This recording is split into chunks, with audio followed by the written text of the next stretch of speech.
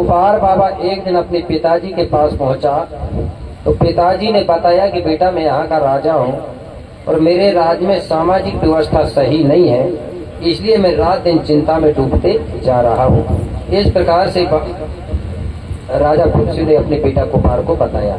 इसी बीच में हमारी सम्माननीय मेमबाई सिद्धार्थ जी है अकल सरा से, उनकी ओर से 200 रुपए की राशि सप्रेम भेंट दी जाती है। बहुत बहुत धन्यवाद, जोरदार ताली से उनका सम्मान करेंगे। और इसी बीच में हमारी सम्माननीय उस्मिता एवं सम्माननीय दीपिका जी, उन दोनों की ओर से 100 रुपए की राशि प्राप्त हुई है। उनके लिए भी जोरदार ताली। कुपार बाबा उनकी मनोकामना को पूर्ण करें। तो कुपार बाबा ने जब ये सुना तो कुपार बाबा को बड़ा दुख हुआ। बोले पिताजी, इस समाज के लिए मैं सत्य और असत की खोज करने के लिए जाऊंगा, आप मुझे आशीर्वाद दो। जो आपका काम है पिताजी, उस काम को मैं पूरा करूंगा। इस प्रकार से कुपार बाबा कहने लगा, पिताजी आप चिंता मत करो, आप सिर्फ मुझे आशीर्वाद दो। मैं सबसे पहले 5 खंड धरती में भ्रमण करूंगा और भ्रमण करके सही और गलत की खोज करूंगा। जब मुझे सही और गलत का ज्ञान हो जाएगा, इसके बाद में मैं समाज के बीच में जाके सबको सही और गलत के बारे में बताऊंगा। इस प्रकार से कुपार बाबा अपने पिताजी से कहने लगा। राजा पुलसियो कहने लगा, बेटा तुम धन्य हो जो पिता के काम को पूरा करने के लिए घर छोड़ने के लिए तैयार हो। इस प्रकार से राजा पुलसियो मन ही मन में बड़ा प्रसन्न हुआ कि बताओ मेरा बेटा कितना अच्छा है, जो मेरा काम को करने के लिए घर से बाहर जाने के लिए तैयार है। आज के बेटा है क्या बाप का पूरा काम करने के लिए? शादी विवाह तक साथ देते हैं कि नहीं देते? शादी विवाह तक और कर्जा बनवा दिए, वो कर्जा तक नहीं पटाते और माँ बाप से अलग हो जाते। ऐसे बेटा है आज के, है कि नहीं है?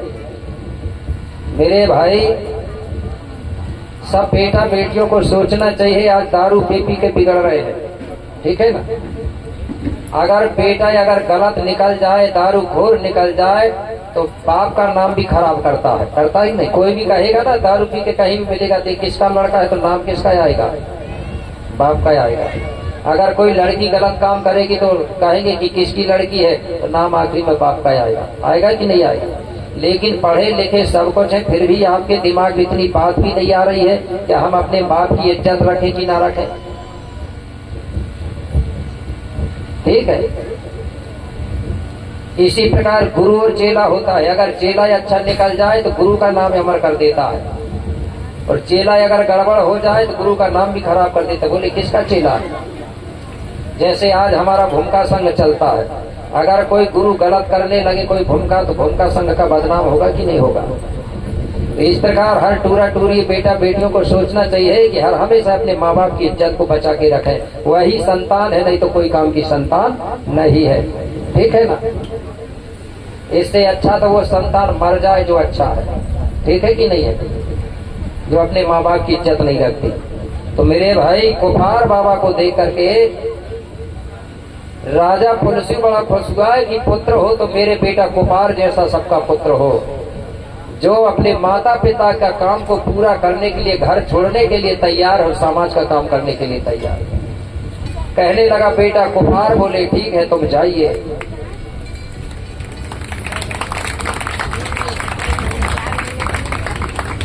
मन ही मन में बड़ा खुश हुआ। बोले बेटा जाओ। कुपार बाबा ने तुरंत अपने माता पिता के चरणों में सेवा जुहार किया, प्रणाम किया। क्यों? जब हमारे बेटा बेटी कोई काम करने के लिए घर से बाहर जाते हैं तो हमारे माता पिता के पैर जरूर पड़ना चाहिए। बात मैं पहले दिन से बता रहा हूं।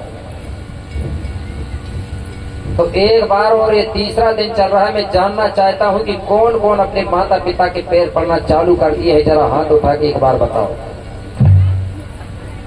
किसी ने नहीं किए है तो मतलब मुझे टाइम पास के लिए बुलाएगा। ठीक है ना? जब मैं जो बता रहा हूं उस रास्ते पर चलोगे, नहीं तो मेरा यहाँ आने और बताने का मतलब क्या रहा? ये कोई मनोरंजन नहीं है। ठीक है ना?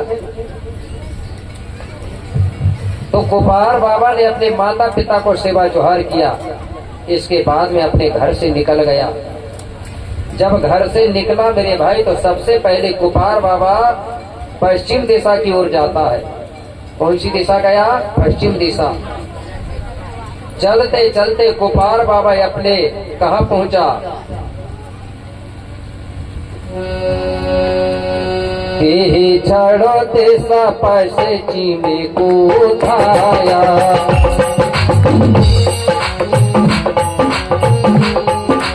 के छड़ो दिशा पश्चिम को धाया,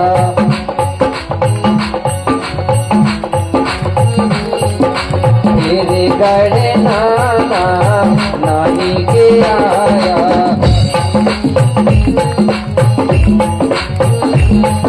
मेरे गढ़े नाना नानी के आया, नानी के आया।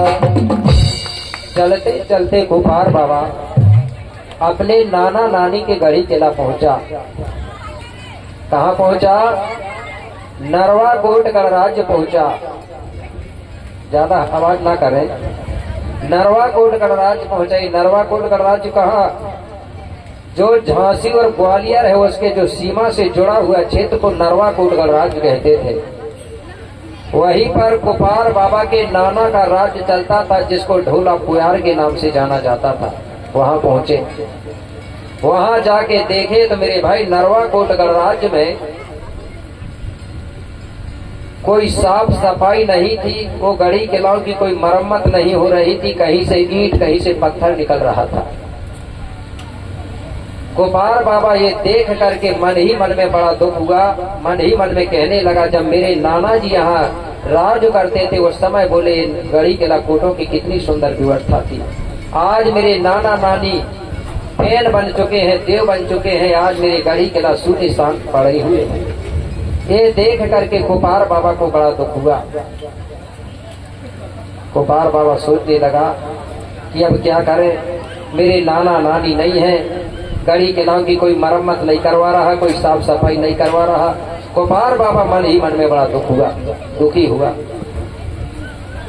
कुपार बाबा अपने नाना नानी की याद करते रहा। तो मेरे भाई उस समय गोंडी भाषा चलती थी, इसलिए गोंडी भाषा से वो नाना नानी को याद कर रहा है। और आज जो जंगल में पशु पक्षी रहते हैं वो भी गोंडी भाषा जानते हैं, भले हम लोग भूल गए। देखा है ना, पशु पक्षी जो है वो आज गोंडी भाषा बोलते हैं। आवाज कम करें, क्या है खुद भी नहीं सुनोगे, दूसरे को भी डिस्टर्ब कर दोगे।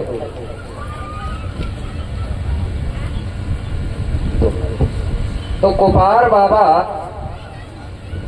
गोंडी में बोलता था, और जो पक्षी है वो भी आज गोंडी बोलती है। एक पक्षी है वो आज गोंडी बोलती है, सुना होगा आपने। वो आको काको करके बोलता है, ठीक है।